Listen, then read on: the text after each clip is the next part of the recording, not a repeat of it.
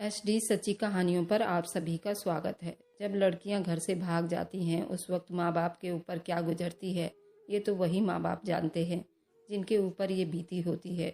वे लड़कियां ऐसा करती हैं, वे सिर्फ अपने बारे में सोचती हैं।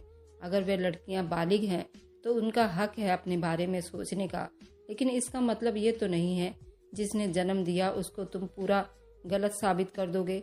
आप ये बात हमेशा याद रखो कि आपसे अच्छा हमेशा तुम्हारे लिए जीवन साथी चुनने के लिए तैयार रहते हैं और तुम्हारी आज का देखकर नहीं, तुम्हारे फ्यूचर का देखकर वे सारा कदम उठाते हैं। और तुम इस एक महीने या एक साल जो भी तुम्हारे प्यार के अंदर आता है उसके लिए तुम सबको भूल जाते हो जिसने तुम्हें जन्म दिया होता है और अपने माँ बाप को पीछे रोता बिलखता छोड़ देते हो और समाज की नज़रों में उनकी इज्जत दांव पर लगा देते हो और उनके ममता को खून करके तुम घर से भाग जाते हो। तो आप लोग इस कहानी को जरूर देखिए जो आपके होश उड़ा देने वाली है और इसी घटना पर यह सच्ची कहानी आपके रोंगटे खड़े कर देगी। तो चलिए शुरू करती हूँ ये कहानी। शादी के अगले दिन पति ने मुझे 6 लाख रुपए दिए और मेरे चेहरे पर खींचकर 6 थप्पड़ मारे थे। पति के हाथों में निशान मेरे चेहरे पर छप गए थे। मेरा तो दिमाग घूम गया था। उसके बाद पति ने मुझे घर से निकाल दिया। सास बोली, अपने सातों भाइयों को बता देना कि आज हमने अपना बदला ले लिया है। मैं रोती हुई घर पहुंची तो सातों भाइयों ने मेरे हाथ में एक कागज़ थमा दिया और कहा, जाकर अपने पति को दिखाओ, वह तुमसे माफ़ी मांगेगा और अपनी माँ को थप्पड़ मार कर घर से निकाल देगा। मैं वापस जाकर अपने पति को वह कागज़ दिया तो मेरे सर पर आसमान टूट पड़ा, क्योंकि पति ने तो। ये था कहानी का शीर्षक। अब सुनिए मेरी पूरी कहानी। आज शुक्रवार का दिन था और बहुत से लोग मस्जिद में नमाज पढ़ने जा रहे थे। मैं मस्जिद के बाहर बैठी भीख मांग रही थी। मैं इसी तरह से भीख मांगकर अपना गुजारा किया करती थी। मस्जिद में कोई भी खूबसूरत लड़का जाता तो मैं उसकी तरफ हसरत भरी निगाहों से देखा करती थी और दुआ करती, मेरी इस लड़के से शादी हो जाए तो मेरी ज़िंदगी भी संवर जाएगी। अचानक मेरी नज़र एक चेहरे पर पड़ी। वह एक बेहद खूबसूरत हैंडसम नौजवान था जिसे देखते ही मेरा जी चाहा कि काश ये लड़का मेरी तरफ ध्यान दे, लेकिन वह चुपचाप से मस्जिद में चला गया और वापस आया तो छुपी छुपी निगाहों से मुझे देखता हुआ उसने मुझे 500 का नोट देकर चला गया। मुझे उसकी सखी दिल को देखकर बहुत प्यार आया था। मैं अगले दिन फिर उसका इंतजार करने लग गई। वह जोहर की नमाज मस्जिद में आकर ही पढ़ता था। मैं बहुत बेचैन होती कि कैसे इससे बात करूं। एक दिन मैं तंग आकर उससे बात करने की ठान ली। जैसे ही वह नमाज पढ़कर बाहर निकला मैं उसके पैरों में गिर गई और बोली, अल्लाह का वास्ता है मेरी मदद करो। मुझ जैसी दुखियारी का इस दुनिया में कोई ठिकाना नहीं है। यहाँ के जालिम भेड़िए मुझे खा जाएंगे। खुदा के लिए मुझे अपने पनाह में ले लो। मैं रो रही थी। इस तरह की नौटंकी तो मैं खूब जानती थी। उसने पहले तो मुझे हटाने की बहुत कोशिश की, लेकिन जब मैं बराबर उसके सामने रोती रही तो आखिरकार उसने तंग आकर कह दिया, अच्छा ठीक है, चलो मैं तुम्हें अपने साथ ले चलता हूँ। उसकी ये बात सुनकर मेरे दिल में खुशी की एक लहर दौड़ गई थी। उसने मुझे अपने साथ गाड़ी की पिछली सीट पर बिठा दिया। मेरे दिल में कोई डर नहीं था। सारे रास्ते में चुप से बैठी रही। करीब 1 घंटे के बाद गाड़ी घर के सामने जा रुकी। वह मुझे अंदर ले आया और वह घर ज़्यादा बड़ा नहीं था। मेरे दिमाग में कई सवाल थे, लेकिन मैंने चुप रहना अच्छा समझा। जैसे ही हम अंदर दाखिल हुए एक औरत बाहर आई। उसने मेरे साथ खड़े लड़के से सलाम किया। तभी एक और आदमी भी कमरे से बाहर आया। उसके बाद उन दोनों में कुछ बातें हुई, जिसके बाद यही तय हुआ कि मैं अब यहीं रहूँगी। मेरा सारा खर्च अब वह लड़का ही उठाएगा, लेकिन अब वह मुझे अपने घर लेकर नहीं जा सकता। ये फैसला मुझे कुछ खास पसंद नहीं आया था, क्योंकि मैं तो उसके साथ ही रहना चाहती थी। मैं तो उससे पहली नज़र में ही अपना बनाने की ख्वाहिश कर बैठी थी। खैर वह मुझे वहाँ छोड़कर वापस चला गया। उस घर में सिर्फ 2 ही लोग रहते थे। रमजानो और उसका पति रहते थे। उसका पति उस आदमी का दोस्त था, इसलिए मुझे वह यहाँ छोड़कर चला गया। रमजानो ने मुझे अपने कपड़े दिए। मैंने नहाकर वह कपड़े पहने तो मेरा हुलिया बदल गया था। थोड़ी देर के बाद रमजानो मेरे लिए खाना लाई और मेरे पास बैठ गई। मैंने अच्छा मौका देखकर उस लड़के के बारे में पूछ लिया। जैसे ही मैंने सवाल किया वह कौन था और मुझे यहाँ छोड़कर क्यों गया, रमजानो कहने लगी, बहन उसका नाम असलम है। ये बहुत अच्छा नेक इंसान है, अमीर भी बहुत है। ये बहुत से गरीबों की मदद करता है। उसकी मंगनी हो चुकी है और जल्दी ही उसकी शादी है, इसलिए तुम्हें यहाँ छोड़कर चला गया है। कहीं इस औरत से मेरी बात ही न बन जाए। और मुझे इसकी बातों से अंदाज़ा हो गया था। कि रमज़ानों को बातें करने का बड़ा शौक़ है और मुझे तो इस औरत को अपने मुट्ठी में करना मेरे बाएं हाथ का खेल था। मैं अपनी पिछली कहानी को भूलकर आगे की कहानी को सोचने में गुम हो गई थी। 3-4 दिनों में ही रमज़ानों को मैंने अपना कर लिया था। फिर एक दिन वह मेरे पास बैठी अपने दुखड़े रो रही थी। मेरे ख्याल में आया कि ये सही वक्त होगा जब मैं अपना ड्रामा शुरू कर दूंगी। मैंने रमज़ानों से कहा, मैं तुमसे एक बात करना चाहती हूँ, लेकिन वादा करो तुम किसी को नहीं बताओगी। उसने जल्दी से वादा कर लिया। तब मैंने उसे कहा कि मैं बहुत मजबूर हूँ, सारी ज़िंदगी बिना किसी सहारे के कैसे रहूँगी, मुझे किसी सहारे की ज़रूरत है। मेरी बात पर वह परेशान होकर बोली, बात तो तुम्हारी बिल्कुल ठीक है, पर मैं क्या कर सकती हूँ। तब मैंने उससे कहा कि मैं असलम से शादी करना चाहती हूँ, उससे अच्छा जीवन साथी मेरे लिए कोई नहीं हो सकता। मेरी ये बात सुनकर रमज़ानो एकदम चौंक गई और बोली, उसकी तो शादी होने वाली है, वह भी पसंद की शादी कर रहा है। मैंने उसके आगे हाथ जोड़ दिए और कहा, जो भी हो मुझे उसे अपना बनाना है, क्योंकि मैं उसे अपने दिल व जान से ज़्यादा चाहती हूँ। मेरी आंखों से बराबर आंसू गिर रहे थे। उसे परेशान कर दिया था। मैं जानती थी वो बहुत ही भोली और जल्दी मेरी बात मान जाएगी।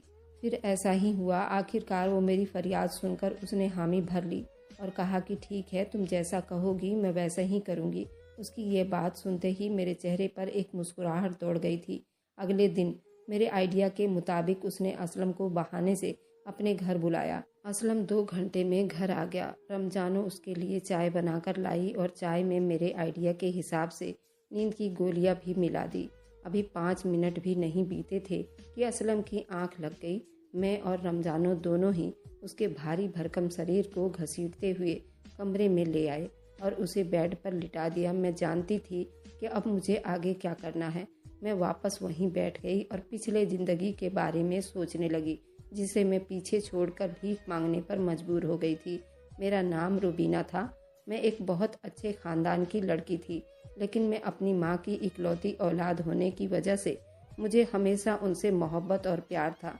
मैं उनकी आंखों की ठंडक और दिल का सुकून थी। वे मेरी हर छोटी से छोटी और बड़ी से बड़ी इच्छाओं को पूरा करने की कोशिश किया करते थे, लेकिन मेरी किस्मत में शायद उनका प्यार नहीं लिखा था, क्योंकि मुझे एक लड़के खुर्शीद से मोहब्बत हो गई थी। उसकी परचून की बड़ी दुकान गली में ही थी। मैं उसकी दुकान पर अक्सर सौदा लेने जाया करती थी। वह मेरी तरफ बड़े आशिकाना और प्यारी नज़रों से देखता रहता था। पहले उसकी निगाहों का मतलब ना समझी थी, मगर सच तो ये था कि मुझे भी वो अच्छा लगने लगा था। बहाने बहाने से उसकी दुकान पर दिन में 3-4 बार चक्कर लगाया करती थी। जब उसे मेरे जज्बात का पता चला, उसने भी जल्दी मेरे सामने अपना दिल खोल कर रख दिया। पहले तो मैं डर गई, क्योंकि कभी किसी ने मुझसे इस तरह की बात नहीं की थी। उसने कहा कि वह मुझसे मोहब्बत करता है, तुमसे शादी करना चाहता हूँ। मैंने कहा कि नहीं, मेरे पापा को पता चला तो वो मुझे मार डालेंगे। मेरी बात सुनकर उसके चेहरे पर मुस्कुराहट फैल गई और बोला, पापा की फिक्र मत करो, मैं सब कुछ संभाल लूँगा। उसकी बात से मुझे बड़ी तसल्ली हुई और धीरे धीरे हमारी मुलाकातों का सिलसिला बढ़ने लगा था। अब उसके बगैर मेरा दिल नहीं लगता था। अभी हमारी मोहब्बत को परवान चढ़े ज़्यादा दिन नहीं हुए थे कि पापा ने मेरे रिश्ते की बात कहीं दूसरी जगह पर कर दी। मैंने घर की सारी बातें जल्दी से खुर्शीद को बता दिया। खुर्शीद मेरी बातें सुनकर बहुत परेशान हो गया। फिर अचानक उसने कहा कि हम दोनों यहाँ से दूर कहीं चले जाते हैं। इस तरह हम दोनों आसानी से शादी करके अपने रिश्ते को जायज़ नाम दे सकते हैं। उसकी बात ने मुझे अच्छा खासा चौंका दिया था। वो मुझे घर से भगाने का कह रहा था। मैंने ना में सिर हिला दिया था और वहाँ से वापस चली गई थी। घर जाकर मेरे दिमाग में बार बार यही ख्याल आ रहे थे, मैं खुर्शीद को कैसे हासिल कर सकती हूँ। उसी शाम मेरे ससुराल वाले आए और वे उन लोगों ने मेरी शादी की तारीख पक्की कर दी। अब वह चीज़ मेरे लिए स्वीकार करना नामुमकिन था, क्योंकि मैं तो खुर्शीद से प्यार करती थी और मैं कैसे किसी और लड़के के साथ शादी कर सकती थी जिसे मैं जानती तक नहीं थी। बस फिर अगले दिन ही मैंने खुर्शीद से कह दिया कि मैं तुम्हारी हर बात मानने के लिए तैयार हूँ। मेरी बात सुनते ही उसके चेहरे पर मुस्कुराहट आ गई। उसने मुझे आगे का सारा प्लान समझा दिया। जैसे ही रात हुई, मैं घर से भाग गई। खुर्शीद पहले से ही मेरे इंतज़ार में था। हम दोनों बस स्टैंड पर पहुंच गए। वहां से कोलकाता की बस पकड़ ली और बस में बैठकर मुझे सारे रास्ते अपने माँ बाप की जुदाई का दुख होता रहा। मैं जानती थी कि अब मैं कभी वापस नहीं जा सकती। खुर्शीद मुझे एक गाँव जैसे इलाके में ले आया। हम दोनों वहाँ एक किराए के मकान में रहने लगे। मैं उस घर में पहुंचते ही उससे कहा कि हम दोनों शादी कर लेते हैं। मेरी इस बात पर उसने मोहब्बत से मेरी तरफ देखा और बोला, हाँ अब हम जल्दी ही शादी कर लेंगे। उसकी इस बात से मुझे तसल्ली हो गई थी, क्योंकि वह भी तो मेरी तरह घर बार छोड़कर ही आया था। हम पहली बार एक साथ रह रहे थे। जिंदगी बहुत खूबसूरत लगने लगी थी। यूं ही कुछ दिन बीत गए तो मैंने उससे जिद की, आज तो हमारा निकाह हो ही जाना चाहिए। पहले तो यूं ही बातें करता रहा, लेकिन जब मैंने अपनी जिद ना छोड़ी तो उसने कहा कि ठीक है, मैं जाता हूँ और निकाह के लिए मौलवी साहब को लेकर आता हूँ। ये कहकर वह बाहर चला गया और मैं तैयार होने लगी और वह सुबह का गया, अभी तक नहीं लौटा था। अब तो मगरिब की नमाज भी खत्म हो गई थी। मैंने उसका बहुत इंतजार किया, मगर उसकी कोई खबर न आई। पूरी रात मैंने अंगारों पर बिताई थी। मेरे पास कुछ नहीं था जिसे मैं साबित कर सकती थी कि उसका और मेरा कोई संबंध था। उसके बाद फिर वह कभी नहीं आया था। महीना खत्म हुआ तो मकान मालिक ने किराए की डिमांड कर दी, जो कि मैं पूरी नहीं कर सकती थी। अगले महीने की 10 तारीख को उसने मुझे धक्के देकर घर से निकाल दिया था। अब मेरे पास कोई ठिकाना नहीं था। मेरी मंजिल कहाँ थी मैं नहीं जानती थी। 2 दिन तक तो मैं ठोकरें खाती रही, लेकिन मुझे कोई ठिकाना नहीं मिला। मुझ जैसी गंदी लड़कियां जो माँ बाप का सर झुकाकर घर से बाहर भाग जाती हैं, उनके साथ तो यही होता है। फिर मैं अपना पेट पालने के लिए मस्जिद के आगे भीख मांगने लगी थी। यहाँ ना कोई मुझे जानता था, ना ही कोई अपना था।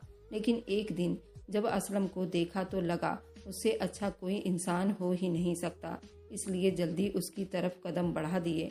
उन्हीं सोचों में डूबी मेरी भी आंख लग गई। कुछ पता नहीं चला, लेकिन सुबह का सूरज अभी निकला भी नहीं था कि मेरी आंख खुल गई। फिर मैंने वही किया जो मेरे प्लान का हिस्सा था। मैं जोर जोर से चीखने चिल्लाने लगी। मेरी आवाज़ पर असलम भी उठकर खड़ा हो गया। इतने में रमजानो और उसका पति भी कमरे में आ गया। तब मैं चीख चीख कर कहा, इस आदमी ने मुझे रात को नशे वाली चाय पिलाई थी और मैं बेहोश हो गई। ये कहकर मैं फूट फूट कर रोने लगी और असलम अपनी सफाई में कुछ नहीं कहना चाहता था। लेकिन मेरी चीख पुकार सुनकर रमजानों के पति ने उसे धक्के देकर घर से निकाल दिया। फिलहाल मैं उसे हर हाल में अपनाना चाहती थी। अगले दिन मैं उसके घर पहुंच गई। मैं उस बंगला नुमा घर में दाखिल हुई तो मैंने नौकरानी से असलम की मम्मी को बुलाने को कहा। थोड़े ही मिनट के बाद असलम की माँ मेरे सामने बैठी थी और वे बहुत ही अमीर और अच्छी खूबसूरत औरत थी।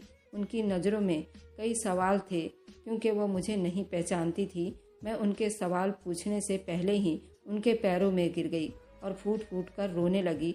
मेरे इस तरह रोने पर उन्होंने कहा कि बेटी तुम कौन हो और तुम्हें क्या समस्या है। तब मैंने कहा कि आंटी, आपका बेटा असलम, उसने मुझे बर्बाद कर दिया है, मेरी इज्जत को खाक में मिला दी है। बताइए मैं कहाँ जाऊँगी? मेरे पास तो कोई सहारा भी नहीं है। वह मुझसे शादी भी नहीं करना चाहता। ये सुनकर उनके चेहरे के रंग बदलने लगे थे। उन्होंने मुझे अपने पैरों से उठाया और अपने सामने खड़ा करके पूछा, ये तुम क्या कह रही हो लड़की? मैंने उसके आगे हाथ जोड़ दिए और सारी कहानी सुना दी।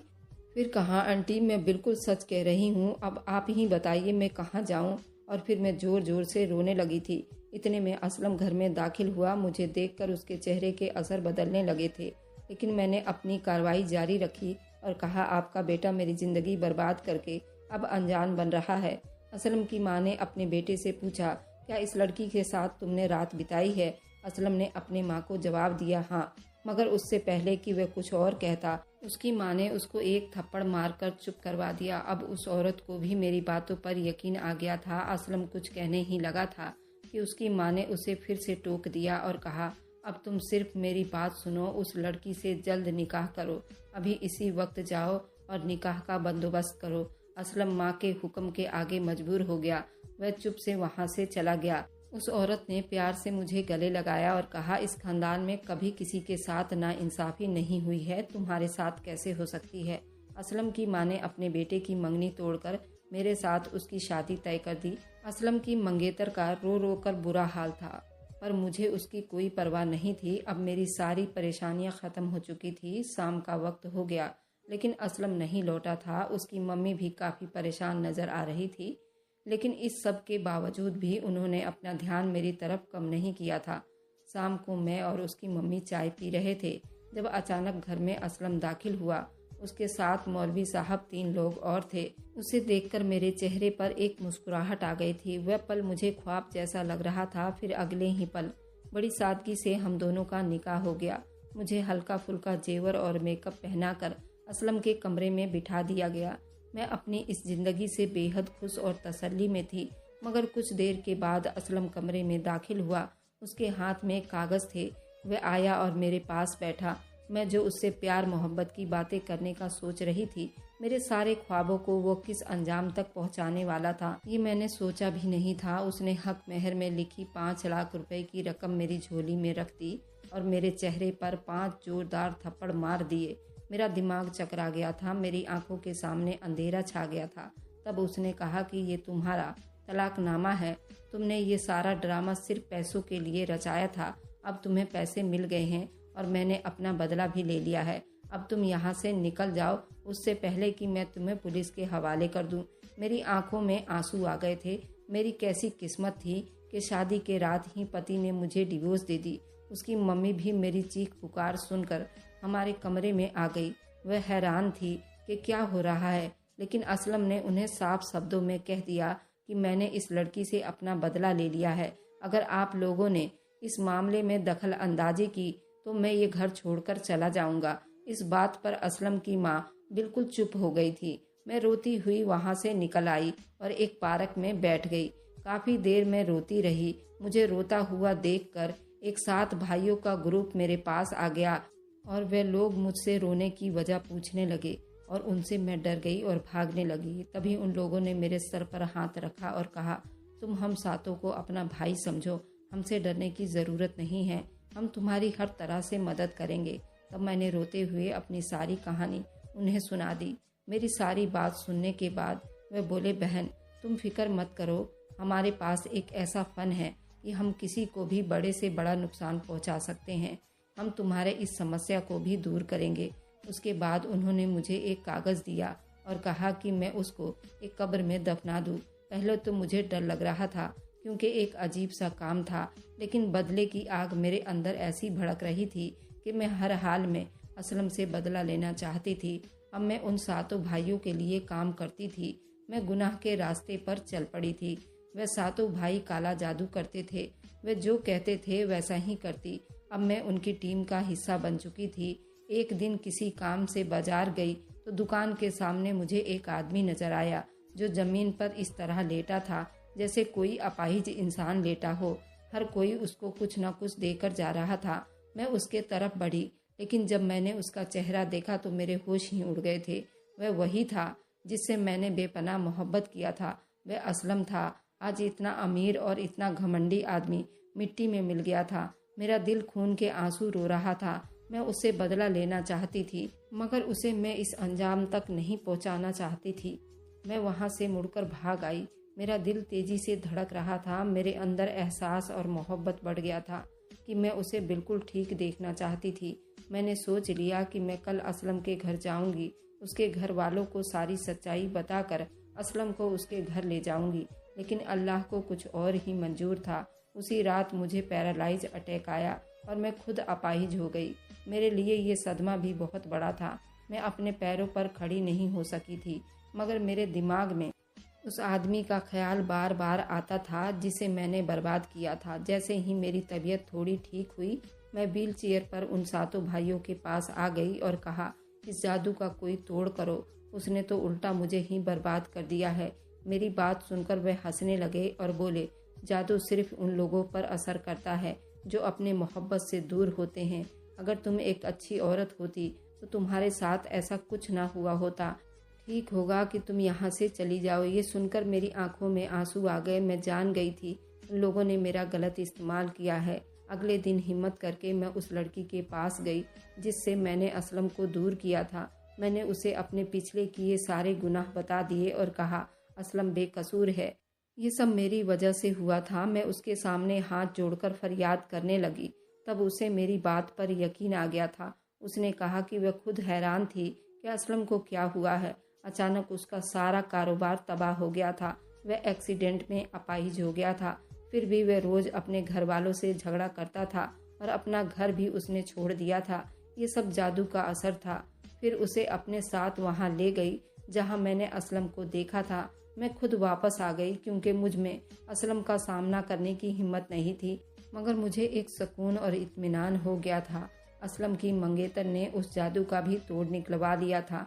कुछ दिनों के बाद मुझे असलम और उस लड़की की शादी की खबर मिली थी, जिसे सुनकर मेरा दिल बेहद खुश हुआ था। जिसे मेरी ज़िंदगी का मकसद पूरा हो गया हो।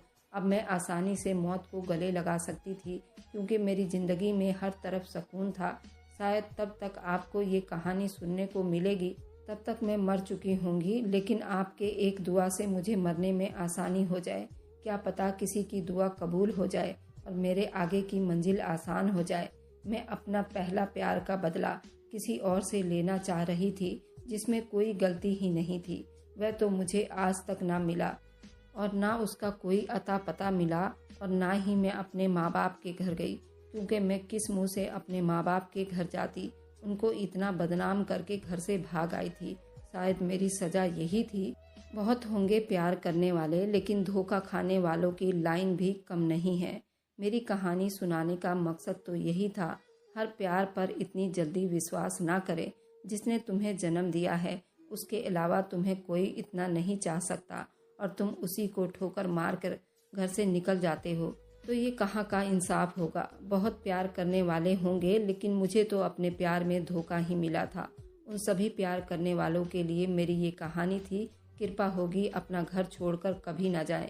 अगर आपको आज की कहानी पसंद आई है तो वीडियो को ज़रूर लाइक कीजिएगा और अपने दोस्तों के साथ शेयर भी कीजिएगा। और हाँ, अगर आपने अभी तक हमारे चैनल को सब्सक्राइब नहीं किया है तो ज़रूर सब्सक्राइब कर लें। मिलते हैं हम अपनी कल की एक नई दिलचस्प कहानी के साथ। मुझ पर सदा अपना प्यार और स्नेह बनाए रखें।